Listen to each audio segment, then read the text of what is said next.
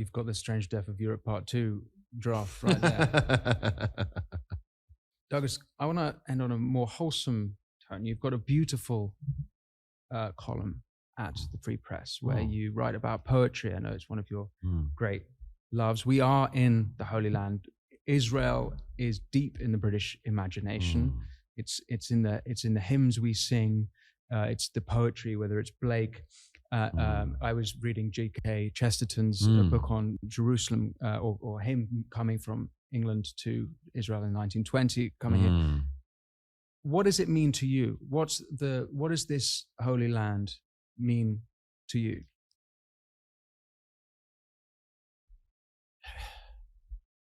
Gosh. When you first come here, as I did some 20 years ago now, it's extraordinary. And it's extraordinary for lots of reasons.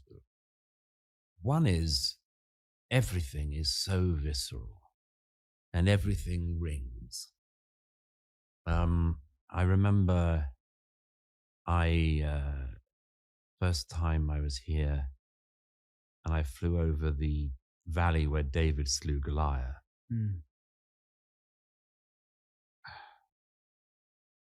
I remember the feeling in Jerusalem the first time I was there. Somebody gave me directions to get to somewhere. I think it was the Church of the Holy Sepulchre. He said, you take a right at the Via Dolorosa. That's better than you take a left at Hammersmith Broadway. I remember once saying to somebody, a beautiful church, Palestinian Christians actually, that had been built nearby. It was the first church for a while been built in this particular area. And I said to somebody, I said to one of the locals who had finished building the church, I said, what's the name of the church? He said, the Church of the Transfiguration. I said, that's a wonderful name. Why did you choose that? He said, well, in the Holy Land here, we tend to name churches after the site to the nearest biblical story, and the Transfiguration happened there. And I could give 1,000 stories like that. It's an incredibly powerful land because you know it's a place where something happened. And whether you're a believer or a non-believer, it's of course in some ways it's sometimes powerful in a particular way more for a believer, but even for a non-believer or a doubter like me, it's just filled with resonances and power and reverberations. I mean, I once came back from a conflict here, and I remember I slipped into evensong in a cathedral which I was nearby, and one of the first lesson was included just by chance. It was just that day. It was and lo, the peoples of Syria did wage war upon the Israelites. You just gotta go, well, I've seen that again recently. And it's enormously powerful for that reason, among others. If there are other reasons, and there are many, too many really to list, one is I see this as being a country which is a triumph of, as my late friend Jonathan Sachs once said, it's a triumph of, he said, probability over possibility. Possibility over probability. That was it. It's a country that has, I mean, there's been obviously 3,000 years of claim to this land by the Jewish people, and it's the only place they really have as home. And I mind, by the way, very much and I know what they're doing, the enemies of this country. I know those people who think they're doing good, but you think, this is the only place in the world where Jews are actually safe. Why? Because it's the only place where they're allowed to defend themselves. And the lesson of history is the Jews can't give their defense to anyone else. If you go to the ghetto in Venice, or you go to the various scenes of atrocities across Europe, particularly in Central and Eastern Europe, you know that the Jews can never again, ever, be in a position where their security and their safety is in the hands of anyone but themselves. Hmm. And that's a very powerful and important thing. And when people say, oh, I'm not singling out Israel, sorry, mate, you are. Yeah. You just are.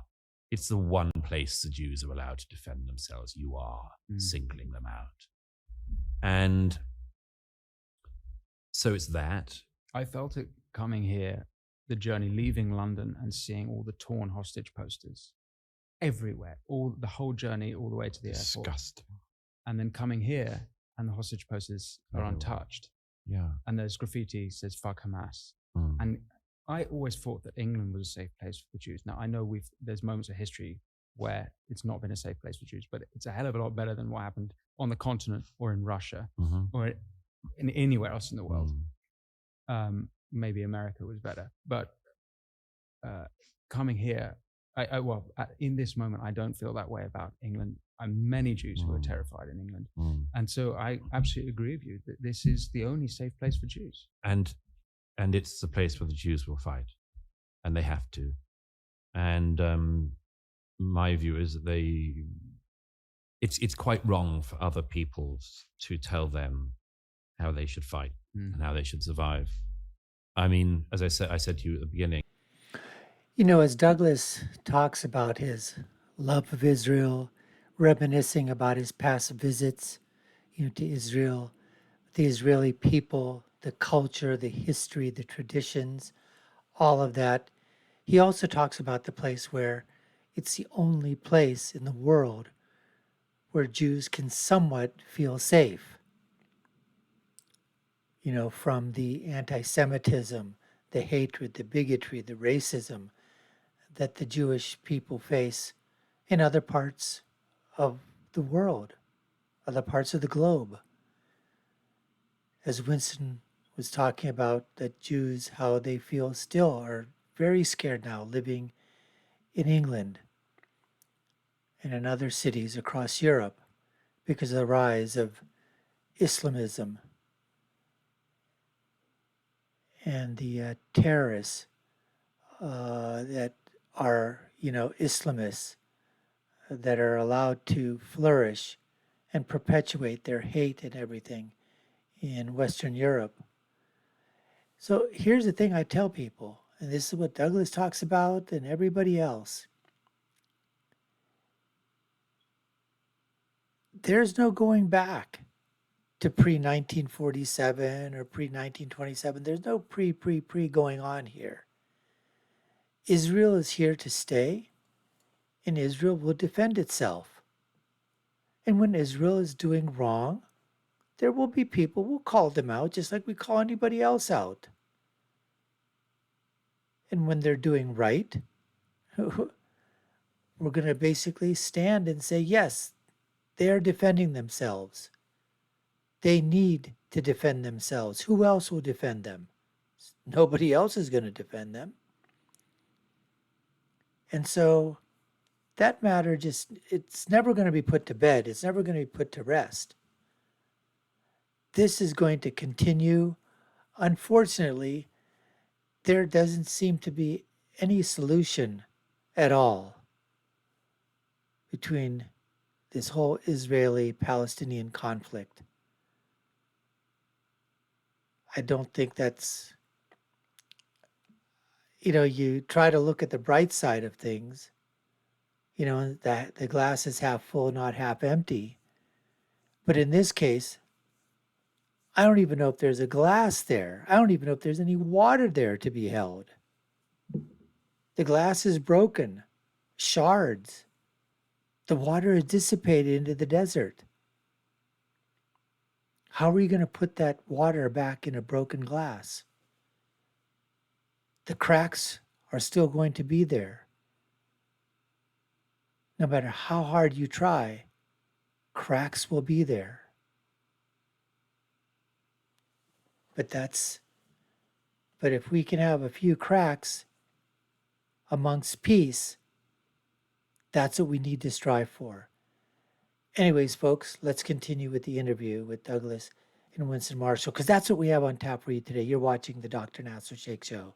I'm your host, Dr. Nasir, where I give you my political prescription from my political perspective of what happens when you get Douglas Murray in a sit down and he starts talking about Israel, Great Britain, Europe, the Jewish people, Hamas, Palestinians, social media, culture, religion, all geography, history, all comes crashing together. Let's get back to more of the interview right now. There in Samaria, the West Bank, the place we're sitting in is visible. And if the West Bank was handed over in its entirety to the Palestinians, the place we're sitting in would be being shelled right now. Now, when people say, how dare they have an occupation in the West Bank? It's not an occupation, first of all. But secondly, if it was, that's why. And, you know, I was speaking to an Israeli friend the other day about, we had a wonderful evening just talking books and history and Israeli politics and Israeli history. And we got onto the subject of one of my favorite authors, Stefan Zweig. And Zweig, of course, committed suicide in 1943 in Brazil, which was the last place he was able to run to on his flight from the Nazis. I had a friend who met him in London in 1938, and he couldn't stop in London. He had to keep going. And he ended up committing suicide in 43 with his wife. And I've often wondered about that. Now, if you read his autobiography, developed von Gestern, the World of Yesterday, you'll see, in a way, it was like Primo Levi. It's impossible to think of how you could survive after what you've been through. But I mean, Zweig saw his books burned early, you know, and once your books are burned when you're an author and you can't be read and you can't be published, you're sort of dead in a way. It's a pre-death death. But I was speaking to this friend about this, and he said the problem for Zweig was that he wasn't a Zionist. He met Herzl, Theodor Herzl. It's a very interesting description of his meeting with Herzl in The World of Yesterday. But he didn't ever sign up completely with Herzl's vision of the reestablishment of the Jewish state. Was he against it? Or very complex, a very complex story. But he was a Viennese Jew whose world had been completely burned and who saw it coming. And that's one of the worst things. He saw it coming and he could do nothing to stop it. But I understand in a way now why he did it, because his was a life entirely without hope, in a world without hope, even though the war was turning by that point, turning against the Nazis. But he had no long-term hope. And this country is a long-term hope. See, it's where history meets the future. It's where worlds meet. I mean, this country, it gets so much attention in part because there's always this thing of like, how the hell did the Jews manage to make such a thriving, vibrant, successful state out of people from all across the Middle East and North Africa and the diaspora returning, and Ashkenazi and Sephardi, and how did they form this state that's blossomed so much, and let alone compared to its neighbors, and the one darn place in the region that doesn't have any oil, you know, and it's just, to me, an amazing testament to what human beings can do with faith and hope. And then there's that thing, of course, which Joe Biden has a story of Golda Meir, who's back in the news a bit at the moment because of the movie. Joe Biden has quite a nice story for Joe Biden about the one time I think he met Golda Meir when the first time he was here, first time he came. And he's been good in this conflict, actually, Joe Biden. That's an old school Democrat, actually. They get this. They know this. Some of the younger ones are idiots, but this has been when she was prime minister. This was probably just after. Is he that old? Yeah. Oh, yeah. he could have met Weizmann. But he has a rather lovely story that he says Golda Meir at some point, sort of took him by the arm, and they were talking about Israel's defense and what the threats were and so forth. And Golda Meir apparently said took Joe Biden by the arm, and she said, well, we have a secret weapon. And he thought she was going to say it. Yeah. And he said, well, what's that? She said, we have nowhere else to go. And, if the enemies of this country had their way, and I am not using hyperbole at all, if the enemies of this country had their way, they would finish the job of Adolf Hitler. Okay? It's as serious as that. It's as serious as that. The people chanting from the river to the sea in London and other places, whether they know it or not, would be finishing the job of Adolf Hitler. I sometimes think to myself, if these people who do that ever got their way, I would pity them, because they would one day wake up and realize they were the Nazis.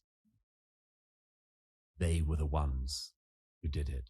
They were the ones who, after the Jews were chased out from all of the other countries in this region and were slaughtered by the millions in Europe, then destroyed the Jewish state.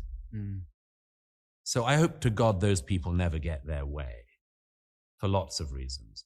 But I don't think they will, because the thing you see in this country at the moment, I spoke to a guy the other day who said, is an older Israeli guy in his 60s, a workman, and got chatting, and he said, I owe the younger generation in Israel an apology. And I said, why? It was incredibly moving.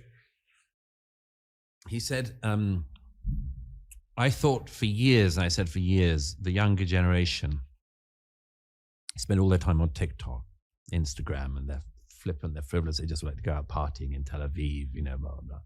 They're not like the previous generations. He said, I owe them an apology. October the 7th happened. They all went and fought. They enlisted, over-enlisted, was 140% enlistment straight after October the 7th. And if you speak to the people, I've spoken to a lot of them, soldiers fighting, families of soldiers who died, and they're all people like you and me, Winston, by the way, except braver. All of them. I was at the home the other day of a young woman who was 23. She'd had some friends who were at the Nova party. She wasn't there herself. Immediately after the 7th, she insisted on enlisting. And her parents asked her not to, said she didn't have to, she could do other things, she could volunteer and so on. And she enlisted. And on the 12th, she went down to Sderot. I've been many times, and she went down and there was an air raid, as it happens all the time in Sderot, missiles fired from Gaza. She got out of her car, as is a protocol, and one of the missiles landed on her. And she was a photographer. And this country is filled with thousands and thousands of stories like this. But here's the thing. These are young people like you and I, or you and I used to be. But they've all stepped up. And they've all stepped up for their country and for their people. And that's why I say, I look at these people. I speak to these people. I listen to these people. And I think your contemporaries in America and Britain are wasting their lives. There was a young girl of 21. I was with at a dinner the other week, and she turned out to be an expert on the Yemen, intelligence expert. And I just said to her, your contemporaries in America are being expensively educated into ignorance and malice. And you're a real person. You're a real person. Wow. been amazing coming here and seeing everyone. I thought leaving Britain, and I spent a lot of time in America, as everywhere where there's such disunity and division, and encouraged, whether it's because of diversity or whatever reason, but whatever, we're massively fractured, and with all our attention on this country and this conflict, I expected coming here would be coming to the storm, and it's unbelievably calm here because everyone, then they're suffering, but they're all focused, and they all know that they have an objective, and they all have the humility to find their part to play in that. It's been absolutely astonishing. It's I've inspiring, never seen isn't like it? It's deeply, deeply inspiring, because it's always that question: would we step up? Would we do it? And for us, it's still a hypothetical. Pray God, it is always a hypothetical for us in Britain and in America and the rest of the West. Not a hypothetical here. They've been tested again. And they haven't been found wanting at all. They've been weighed in the balance and found to be magnificent. And that's why the world shouldn't be thinking, why doesn't Israel behave more like the rest of the world? In my view, the rest of the world should be thinking, why aren't we more like Israel? And the final thought on that, it's because Israel lives in reality.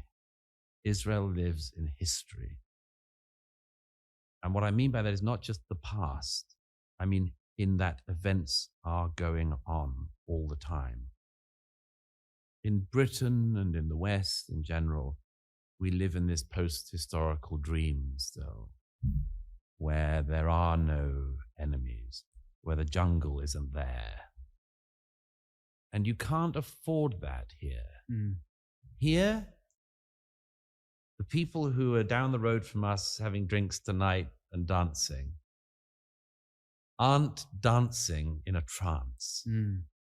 They know that they're only dancing because their brothers and sisters and friends tonight are fighting Hamas in Gaza, and are standing guard at the northern border, and are patrolling in the West Bank. So you can't take it for granted here, and they don't, but they still live. And that's the final just wonder of this country and its people, in my mind, is it goes back to that very beginning, the first commandment: choose life. Choose life that you and your descendants might live. That's what they're doing every day. On that note, Douglas Murray, thank you so much for speaking with me. Absolute pleasure. Been a pleasure. Thank you. Just a great, great interview. Douglas reminiscing about, his conversations, his talks with various Israeli people, younger generation, middle-aged generation, the older generation, deep love and respect of the Israeli people, what they have to go through on an everyday basis, being on guard, making, that they're living in the moment, that there are people that are connected and not divisive. Sure, they've got their political institutions and they probably have obviously they've got the political parties that are in the middle of the road, extreme far right, center left, extreme left. You're going to have these. You're going to have opinions. You're going to have that. But when the time comes for a national emergency, a national day of horror that occurred, a terrorist attack on your country, they come together. But they don't just come together then. It seems that most of the time they're together anyways. And when Douglas asks is that whether or not America or Britain would make that call today, they did it before. They did that call in World War II, where you had young men and women, well, men obviously going to fight, in America signing up to go and fight the Japanese, to go and fight in Europe against the Nazis and the Axis powers. And And the same thing happened with the lads in Britain. And so, I mean, even you could say, even for at that time, Russia, for Mother Russia, what did the youth do? And the young men and women signed up to fight the Nazis because they knew if they didn't, it was over. Today, I really wonder if a force like true evil of Nazism, or true evil of the communism that was prevalent in the Chinese revolutions, socialism, Marxism, the killing fields of Cambodia with Pol Pot, Che, all these would, if something like that were to manifest itself at such a global level and decide that they wanted to take over the world, would the youth of today stand up and say, we're going to fight that? Or would they be woke and say, those people that want to take over the world, they got a point. We're pretty bad here, so maybe, they've got a point that communism should flourish. And if it kills millions and millions of people to gain dominance once again, well, that's because, communism was subdued for a while and they have every right to exist as everybody else, to dominate if they want. Anyway, just food for thought. We appreciate you taking the time to watch, folks. You've been watching the Dr. Nasir Shaikh Show. I've been your host, Dr. Nasir. If you haven't done so already, we'd love you to subscribe to the channel, like, share, and follow us. You all know what to do. Put your comments, share with us below. Take a look at our video links above and below. My final thought, as always, when you're right, you're right. And when you're left, you're wrong. Until next time, folks, take care and stay safe.